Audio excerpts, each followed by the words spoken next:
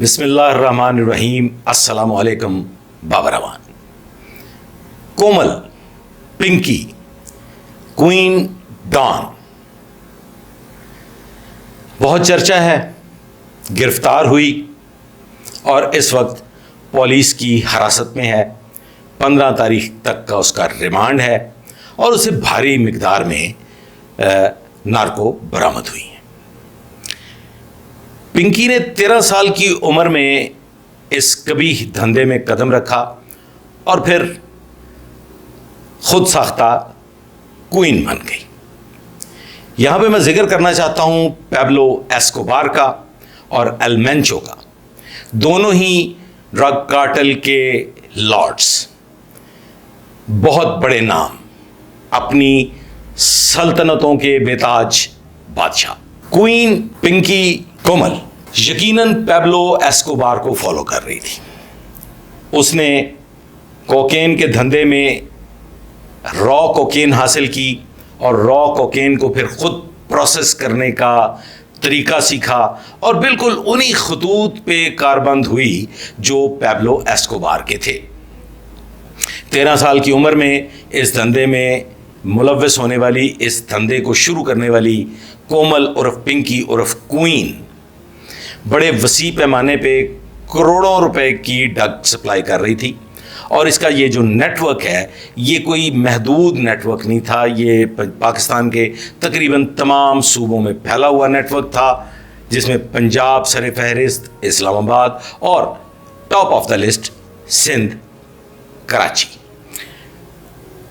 پنکی کے خلاف 2019 سے مقدمات کا اندراج شروع ہوتا ہے اور اس وقت تک اس کے خلاف متعدد مقدمات متعدد تھانوں میں درج ہو چکے ہیں. اب کی تازہ ترین کارروائی جو ہے اس میں اس کے خلاف جو مقدمہ درج کیا گیا ہے وہ مقدمہ ہے تھانہ گارڈن، کراچی.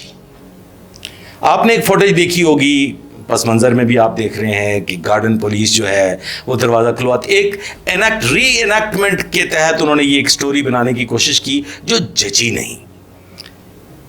کوئین اور پنکی کومل کو لاہور سے گرفتار کیا گیا اور ہمارے انٹیلیجنس اداروں نے اسے گرفتار کیا.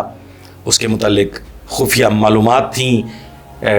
ٹیکنیکل ذرائع استعمال کرتے ہوئے، جدید ٹیکنالوجی کا استعمال کرتے ہوئے یہ کارروائی کی گئی. اور وہ کوئین جس کا دعویٰ رہا کہ روک سکتے ہو تو روک لو. ایک آڈیو بڑی مشہور ہوئی، آپ سب لوگوں نے یقیناً سنی ہوگی. پس منظر میں یہ جو ویڈیو چل رہی ہے وہ بھی آپ نے یقیناً دیکھی ہوگی. اور کوئین کے عدالت میں پیشی کی نسبت بھی آپ بہت کچھ جانتے ہوں گے. میں یہاں پہ 2 چیزیں کلیئر کر دینا چاہتا ہوں. ایک تو یہ ذہن میں رکھیے کہ بحث ہو رہی ہے کہ اسے ہتھ کڑی کیوں نہیں لگائی گئی. دیکھیے صاحبان، ہتھ کڑی لگانا کسی بھی ملزم کی گرفتاری کے لیے ضروری نہیں ہے. ہتھ کڑی صرف اس ملزم کو لگائی جاتی ہے جس کی نسبت یہ ہو کہ یہ راہ فرار اختیار کر سکتا ہے، یہ بہت ڈیسپریٹ ہے اور یہ یقیناً فرار ہو جائے گا. اس کی وہ جو کیٹ واک ہے، اس کیٹ واک کی نسبت میں آپ کو عرض کیے دیتا ہوں کہ یہ اپنی تمام جو مینوفیکچرنگ تھی اس کی ڈرگز کی، یہ اس کو خود ٹیسٹ کرتی تھی. اٹ مینز کہ یہ ڈرگز کے انفلوئنس میں بھی تھی. اگر بات یہ کی جائے کہ کوئی سیاسی پشت پناہی حاصل ہے اور کوئی وڈیرے اس کی پشت پناہی کرتے ہیں، یہ بھی رول آؤٹ نہیں کیا جا سکتا. یقیناً ایسا بھی ممکن ہے کہ جب اس کو گرفتار کیا گیا، پھر کراچی سندھ پولیس کے ہینڈ اوور کیا گیا، تو پھر سفارشی نیٹ ورک بھی سرگرم ہوا ہوگا. شنید ہے مبینہ طور پہ یہ جس وقت ریڈ ہوا ہے اس وقت اس کی ایک 1.5 سالہ بچی وہاں پہ تھی جس کی نسبت اس نے بتایا کہ یہ رانے کی بیٹی ہے. اب یہ رانا کون ہے اس کی نسبت ہم نہیں جانتے. ہو سکتا ہے آئندہ آنے والے وقت میں یہ رانا بھی منظر عام پہ آ جائے. اس کی نسبت یہ بھی مبینہ طور پہ سنا گیا، بتایا گیا اور چند حلقے یہ بھی بات کر رہے ہیں کہ یہ کبھی یہاں بھی گرفتار ہوئی تھی، یعنی کہ پنجاب میں. تو کسی سطح پہ پولیس نے اس سے 7 کروڑ روپیہ بطور مابل احتجاج وصول کیا تھا. پیبلو ایسکوبار کو فالو کرنے والی یہ کوئین، یہ کومل عرف پنکی، ڈرگز کی سپلائی کے لیے جو نیٹ ورک چلا رہی تھی اس میں رائڈرز بھی شامل تھے. اس کا سپلائی نیٹ ورک جو تھا وہ تعلیمی ادارے بھی تھے اور نیٹ کیفیز بھی تھے اور کافی بارز بھی تھیں. یہ وہاں اپنے رائڈر کے ذریعے نارکوٹکس یعنی کہ کوکین اور اسپیشلی یہ جس گولڈن کوکین کی پروسیسنگ کر رہی تھی وہ اپنی مثال آپ ہے.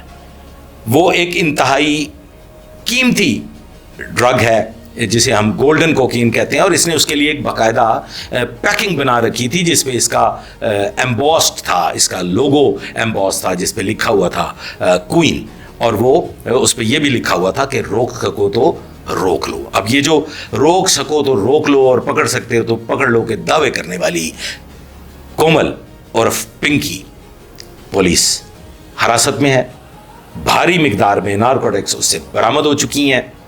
اولین سطح پہ اسے عدالت میں پیش کیا گیا جہاں یہ کیٹ واک کرتی ہوئی داخل ہوئی اور اس کے بڑے چرچے ہوئے. وہاں پہ اس کو 14 روز کے جوڈیشل ریمانڈ پہ جیل بھجوا دیا گیا تھا, لیکن انسپکٹر جنرل پولیس سندھ نے ایکشن لیا. جو لوپ ہول سے جو کمیاں تھیں, جو ایس او پی کی خلاف ورزی کی گئی, ان پولیس اہلکاران کو سسپینڈ کر دیا گیا. ان کے خلاف انکوائری ہو رہی ہے.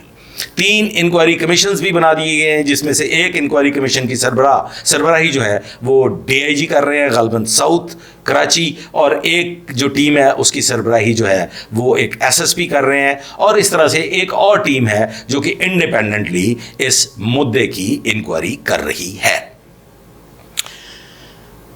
یہ جو کوئن ہے کومل عرف پنکی, جب ریڈ ہوا اس کے پاس سے ایک 1.5 سال کی بچی ملی تھی, ایک 1.5 سال کا بچہ وہاں موجود تھا, اور یہ جس گھر میں رہ رہی تھی وہ اس کی ننند کے نام پہ رجسٹرڈ گھر تھا جو کرائے پہ حاصل کیا گیا تھا.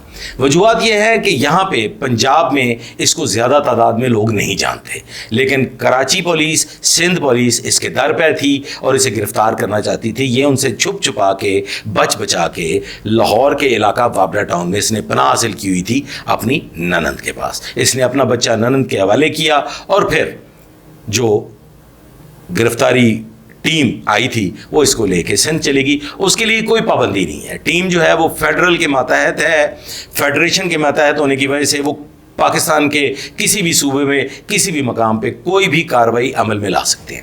بوقت گرفتاری اس سے گولڈن کوکین, وائٹ کوکین, ایفیڈرن اور دیگر ممنوع ڈرگز جو ہیں وہ برآمد ہوئیں. اس سے 2 پسٹل بھی موقع پر برآمد ہوئے, اور پولیس اب ان کی نسبت آگے کیا کارروائی کرتی ہے. اب تک کی تفتیش میں اس سے 1 پسٹل برآمد کیا جا چکا ہے, ڈرگز برآمد کی جا چکی ہیں, بھاری مقدار میں نارکوٹکس سے برآمد ہو چکی ہیں, اور اس کے خلاف ایک سخت ترین مقدمہ جو ہے اس کی تفتیش جاری ہے. 15 تاریخ تک اس کا ریمانڈ ہے, آئندہ بھی اس کا ریمانڈ حاصل کیا جائے گا. نیٹ ورک کی صورتحال یہ ہے, جو میرا بھی اندیشہ ہے کہ اگر پیبلو ایسکوبار کو مد نظر رکھتے ہوئے اس کی تفتیش کی جائے تو اس کے پاس بہت سے ایسے خفیہ خانے ہوں گے, گھروں کی دیواریں ہوں گی, گھروں کے فرش ہوں گے جہاں سے نارکوٹکس بھی برآمد ہو سکتی ہیں, اور بہت بھاری مقدار میں, بھاری تعداد میں روپیہ پیسہ بھی برآمد ہونے کا یقین ہے. تو ان خطوط پہ پولیس دیکھیں آگے کس انداز میں تفتیش کرتی ہے. مزید یہ کہ اس کی جو پہلی شادی ہوئی تھی وہ ایک ایڈوکیٹ تھے جن کا نام ناصر تھا, وہ غالباً بعد ازاں پروسیکیوٹر کے عہدہ پر بھی تعینات رہے. یہ ساری کی ساری تربیت نارکوٹکس کی نسبت, کوکین کی نسبت انہی ناصر صاحب نے اس کو دی تھی جو اب اس دنیا میں موجود نہیں ہے. دوسری شادی کی نسبت یہ کہتی ہے کہ میں لاہور میں گرفتار ہوئی تھی, جس افسر نے مجھے گرفتار کیا وہ میرے دام کا شکار ہو گیا, وہ میرے عشق میں مبتلا ہو گیا, اور پھر اس نے بھی مجھ سے شادی کر لی, جس کی نسبت بتایا جا رہا ہے کہ وہ ڈی ایس پی ہے, لیکن وہ ڈی ایس پی نہیں ہے. اس کے ایک بھائی کا نام بھی ناصر ہے, اس کے ایک بھائی کا نام اعجاز ہے. اعجاز کے خلاف تھانہ کوٹ لکھپت لاہور میں بھی ایک مقدمہ درج ہوا تھا جس میں یہ کومل عرف پنکی جو ہے یہ گاڑی بھگا کے پولیس افسران کو کچلتی ہوئی آگے بڑھ گئی تھی. الحمدللہ اس میں کوئی جانی نقصان نہیں ہوا, لیکن اس نے انتہائی ڈیسپریٹ طریقہ سے گاڑی بھگائی اور پولیس افسران کی جان کی پرواہ نہ کرتے ہوئے یہ وہاں سے فرار ہونے میں کامیاب ہو گئی. اور پھر عرصہ 10 سال سے یہ مختلف مقامات پہ چھپ رہی تھی, لیکن دندناتی ہوئی اپنے دھندے کو کر رہی تھی. 200 کروڑ روپے کا بھی ایک معاملہ سامنے آیا ہے. وہ تحقیقات میں کہاں تک پہنچے گا, کون لوگ اس کی پشت پناہی کر رہے ہیں, وہ بھی منظر عام پہ آئیں گے. بڑے بڑے ڈرگ پیڈلرز, بڑے بڑے ڈرگ لارڈز بھی اس کے ساتھ یقیناً رابطے میں ہوں گے. اور سب سے اہم بات یہ کہ یہ جو را مٹیریل یہ امپورٹ کر رہی تھی, وہ کس ذریعے سے امپورٹ کر رہی تھی. مجھے تو خدشہ ہے کہ پیبلو ایسکوبار کی یہ فالوور, کیونکہ جو طریقہ کار نارکوٹکس سپلائی کا, نارکوٹکس کی خرید و فروخت کا پیبلو ایسکوبار کرتا تھا, وہی طریقہ کار کومل عرف پنکی عرف کوئین نے اپنایا ہوا تھا.